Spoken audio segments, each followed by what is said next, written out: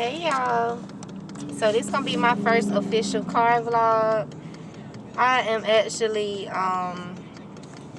trying to see how I'm gonna set up all this stuff to work. I am leaving Dairy Queen, y'all, leaving Dairy Queen, and I'm on my way back to the house. So yeah, I wanted to make this video because I wanted to weigh in on the whole KEESHA Anderson, Jeremy Postell, and Ashli situation. So I have been kind of in the background. I comment every so often, not saying, you know, too much. I actually have a history, not so much as with KEESHA, but I have, well, in the past made videos about her. And she actually flagged and struck my channel. So after that happened or whatever, it was something that happened with YouTube to where they were updating the system and making a whole lot of changes. So it had came to a point to where they basically cleaned everyone's slate, you know, and everyone got to start over with, you know, no copyright strikes or no flags to their channel. Okay, so that was back in like 2017, 2018, okay?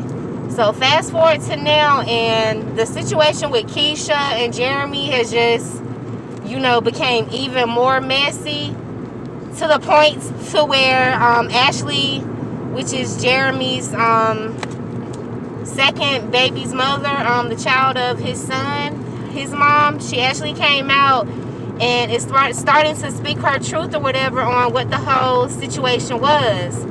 So, yeah, like I said, the situation with KEESHA and everything is going on, and at this current moment, she's actually taking a break from YouTube, air quotes, taking a break, but you know that she's in the comments somewhere on her troll pages, searching Lipstick Alley, and, you know, what have you. Whoever's been following KEESHA from the beginning, I mean, you know, from the beginning where she was driving her green bean Toyota machine, afraid to get on the highway and drive. Anyone that has been following KEESHA from that moment knows exactly how KEESHA is. KEESHA stalks the comments.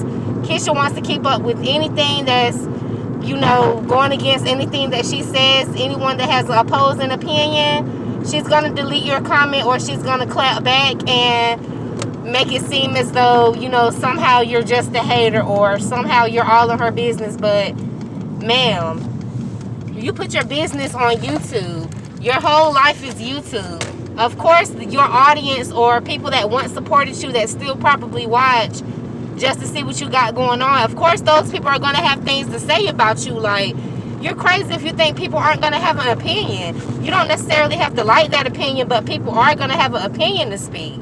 So at the end of the day, this narrative that's being spun about, oh, well, Ashli knew that he had a family and she slept with a taken man, what have you. Jeremy has not carried himself in a way that would make anyone think that he's in any type of committed relationship. KEESHA basically, you know, squawked over this guy since the beginning. When she first met him, if any of you remember, this girl would spend all of her time telling him how sexy he was and how fine and how nice he looked, with hardly, you know, anything back in exchange for how she looks or how he feels, you know, in that manner for her. Like, she just stuck her neck out there, and you can tell, like, from the jump that it was, you know, kind of some desperate ass shit going on.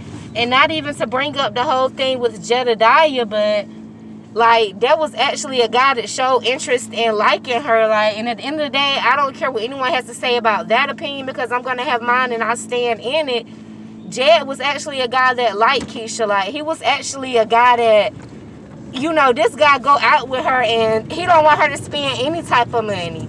This girl made a complaint about her chicken tenders, and this guy was ready to go take the whole basket back to bring her a fresh new set. Like, have y'all ever seen Jeremy do any type of shit like that or anything? Or, I mean, come on. Like, it's just crazy how she, you know, goes so hard for this guy, but it's never been like that type of time with them. Like, and you could just like tell, like, when they first got together, this girl's dropped bank on him, like, And I'm not telling this woman to do nothing with her money, but like at the end of the day, it came across, and it has always been that you're trying to basically woo this man with your pocket change. And okay, I ain't even gonna say pocket change, with your big banks. You trying to run this man with your big banks.